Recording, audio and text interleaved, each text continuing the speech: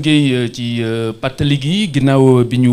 nuyuwaatee mboolem suñu invité dinañ dikk ak ñoom léegi nii ku nekk ci sa réaction ak sa commentaire mais avant tout je pense que il est important quand même ñu jox Assane kàddu gi ginnaaw bi ñu ko dalalee nuyu ko Assane ngir nga wax ñu déjà ci réalisation film bi est-ce que am na ay jafe-jafe yoo si jànkonteel ak du ñàkk lan moo la ci gën a marqué bi nga ko liggéeyee ba ngay door ba ngay noppi. waaw ok jërëjëf Khalifa Diakhaté ñu ngi nuyu sa invité yëpp ñi nga xam ne ñoo fi teew boo seetloo film bi amul benn commentaire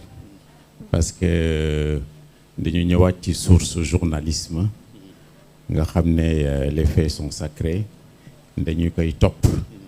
bañ a def sensation parce que bu fekkee da ngay bëgg a dugg ci Sara ay commentaire mën na am nga jeng ndeyjoor ba mu ëpp da ngay daanu boo jengee aussi càmmañ ba mu ëpp da ngay daanu dañoo dellu rek ci ñoom Reuters ak ñoom APS lu ñuy def mooy les faits ñu yam ci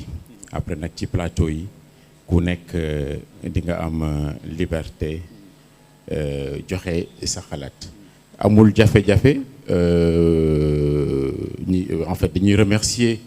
les sites internet waaw ñu ngi leen di dénigrer lu bëri ak tout ça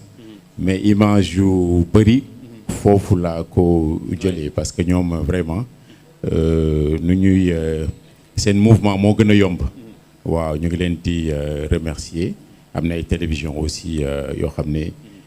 jël nañu seen ay image ak tout ça mais li tax ñu def ko mooy mbir mi yaakaar naa mooy la crise la plus difficile bi nga xam ne président Macky Sall moom la jànkonteel depuis ba mu fi nekkee 10 ans maintenant parce que lu ci des yëpp depuis 2012 yaakaar naa amuloon ay coow yu mel nii émeute nag yàgg na ci àddina avant li ko doon waral mooy ay disette moo tax ñuy wax émeute de la faim depuis bu yàgg nañ daan dem ji attaquer bu fekkee xiif ñëw na boulanger yi ak les marchands de grains lii nag li xew Sénégal lu ñuy wax soit huile de massage moo ko waral walla mbiru complot loolu moom kenn xamul ku nekk yow yaay def sa vérité bopp mais daal pour jeexal dafay wane psychologie sénégalais yi dañuy gis ni bu jouru vote ñëwee ku nekk dafay jàpp sa ñaambur dem voter ñibbi bu ngoonee ku nekk xam fan nga féetee waaye aussi bu ay mouvement yi amee ak tout ça sécurité moom kenn dootu ko am waaw nga xam ne vraiment agression yi ak nit ñi kenn xamul fu ñuy jóge ici au Sénégal fii Sénégal on est capable du meilleur comme du pire loolu daal la ñu bëggoon wane et puis ñu bañ a fàtte ni que mars lu fi xewoon ak tout ça nañu bañ a ñaan mbir mi dellu siwaat ndaxte ñaaw na loolu ci Sénégal. ndax laaj bi moo doon ndax loolu moom mooy xarkanamu Sénégal lu ci mën a am rek ay ndawi Sénégal ay doomi Sénégal ñoo ko jox xarkanam gi nga xamante ni wane nga ko léegi ñu daal di tàmbalee fa mu dooree fi nga xamante ni fi la ñu toll tey itamit lu ñuy waxtaane la waaye tamit fa ñu jëm ñu xool anam yi nga xamante ne noonu la ñuy fexee ba fàggandiku lépp loo xamante ni wàllu fitna lay doon laata may sorey plateau bi ñi nga xamante ni ñoom ñoo toog ak man damay dem ci beneen côté plateau bi jox kàddu gi nga xamante ni moom mooy soxna Penda Seck Diouf soxna Penda Seck Diouf mën nga jóg jël kàddu gi ci micro bi ngir jox ñu li nga xamante ne ni moom mooy sa commentaire laata ñuy dugg tigi ci biir waxtaan wi ak film bi nga xamante ne ni Assane Gueye eh bien wane na ko léegi ci événement mars yi woon kon madame Penda c'est juste là mën nga ñëw juste là pour ci micro bi pour joxe sa commentaire bi ñu xoolee film bi nga xamante ni Assane Gueye réalisé na ko ci événement mars yi mu doon lu am solo ndax waxtaan bu ñu ko sumbee faaw ñu xam ana lan moo ko sabab ak lan moo ci njëriñ akum njàng kon soxna Penda Seck Diouf ginnaaw bi ñu la gërëmee daal di lay massawu ci coono bi waaye tamit daal di lay présenter suñuy excuse ci guddee bi ñu ngi lay jox kàddu gi ngir nga wax li nga xamante ni moom mooy sa njàngat mu njëkk ci li ñu fi jot a gis laata ñuy soobu tigi ci waxtaan wi bismillah. waaw jërëjëf Khalifa di leen nuyu bu baax di wax ne amul kenn ku nga xam ne gis nga film bi te yëngutuwoo ci mbir mi nga xam ni moom lañ ñëwoon ci mbirum violence da ngeen jël nag support indi ko muy support violence bu nga xam ni supposé violence bu ñu def ci jigéen parce que film bi yëpp boo gisee loolu rek moo ci nekk man Penda Seck Diouf maay présidente plateforme de veille des femmes pour la paix et la sécurité notamment pour des élections apaisées au Sénégal mais maay présidente nationale bu comité de lutte contre les violences faites aux femmes et aux enfants maay aussi la présidente de la synergie des organisations de la société civile pour l'élimination des violences basées sur le genre support bi ngeen indi moo tax ma wax loolu gis nga diggante 2019 janvier 2019 ba novembre 2019 dañu am 14 cas d'agression sexuelle suivie de meurtre mu di ay viol yu nga xam ne dañ koo def ci ay jigéen mais dafa ca jóge faat bakkan fekk na am na yu ko jiitu sax mais année boobu moom 2019 a été comme ni ñu koy waxee une année fatale pour les femmes ci foofu noonu am na ca ñaari mineur yu nga xamante ni si ay xale yi doon jàng la kenn ki 14 ans la am keneen ki 12 ans ñu jàkkonte ak viol xam ngeen ni le cas Binta Camara ñun ñëpp ñoo ko yëg fii nga xamante ni si fii à Tambacounda ñu jëflanteeg moom ba pare rey ko wante fekk na aussi mu am ay yeneen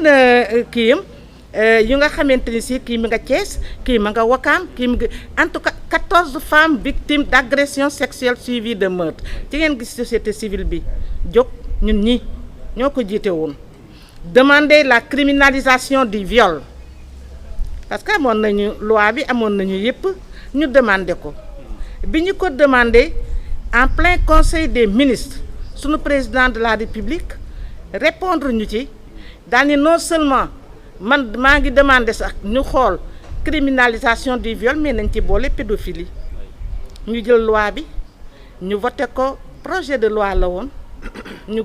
jàngar ko càmbat ko bu baax ñun ñi bokk nañ ci société civile ñi nga xam ne si dañ cee càmbat man dama ci nekkoon bu baax a baax ñu ñëw wëlbatiku ñu voté ko à l'unanimité à l'Assemblée nationale en fin décembre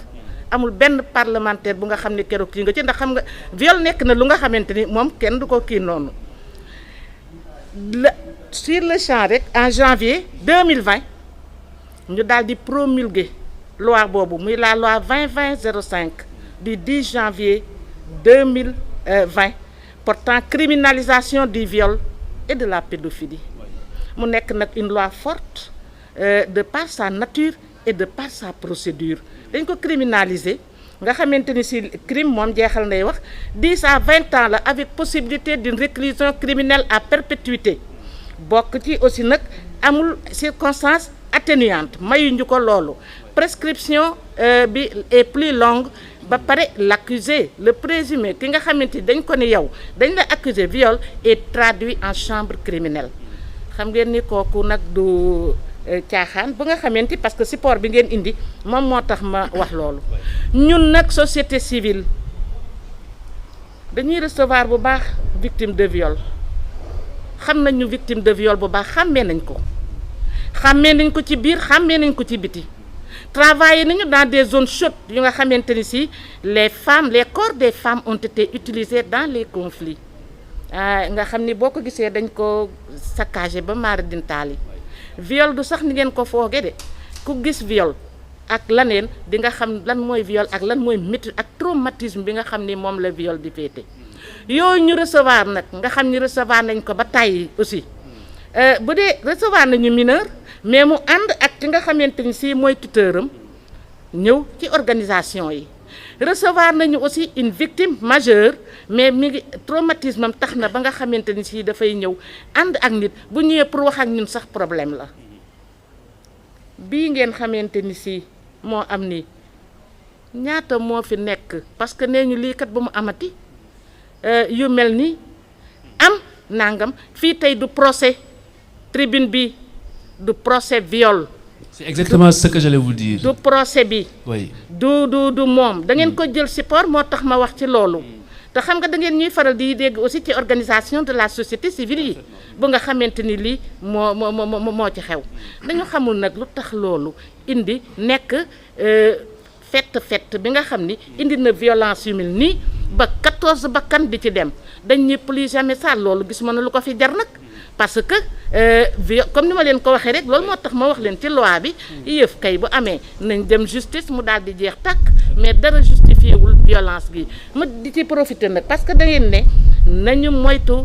violence parce que on a constaté violence te violence dafa gis nga violence yi nga xam ni c'est des violences publiques dafa metti parce que dafay am toujours ay jeexital ci jigéen les violences basées sur le genre gis nga muy gis nañu les fi mu ne nii en prélude aux élections gis nañu fi mu ne nii dara xewagul campagne xewagul sax violence yi fu nekk daal di seppi te ñun dañ koo ragal xam nga lu tax ñu ragal ko mais dina tax ñun sax ñun suñu participation politique dina diminuer parce que da ngay ragal a dem sax voter wala nga ragal a dem sax dugg ci kii yooyu rax ca dooli nag saa yu mouvement amee ak ful am ak violence bu nga xam ne dafa am ci yoon yeeg yooyu yéen da ngeen gis après coups et blessures xañ naak dóorante yeeg yooyu ñoom seen yooyu mais ñun daañ ci gisit yeneen nag yu nga xam ni moom kii je vous rappelle rek élection yi passé na li ay meeting yu nga xam ne bañ ca jógee jigéen ñi non seulement souffrir nañu mais jël nañ leen ni yu bét jëflanteeg ñoom ci lu mel ni agression sexuelle violence daal dara justifié wu ko dara nag. très bien jërëjëf ñu lay gërëm di la sant ci première réaction boobu di madame Penda Seck Diouf ëttu jàmm